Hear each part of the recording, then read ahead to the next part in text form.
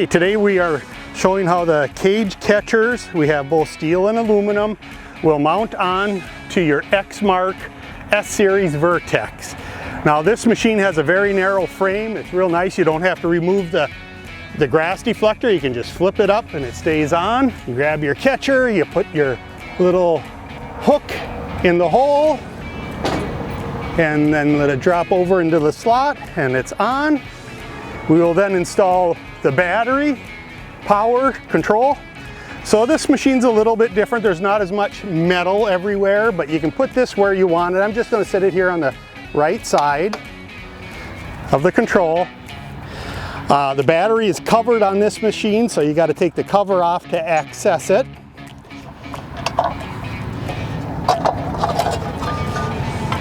Before I hook the battery, I'm going to plug in our tail to the machine or the basket and hook the battery, the cover out. To get the cover back on, you got to kind of angle these in here for the connections, the alligator clips.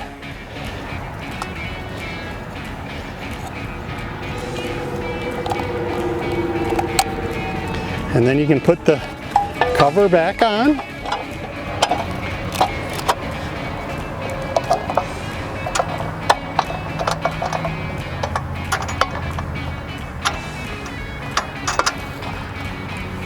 And it's on, and now she'll go up and down.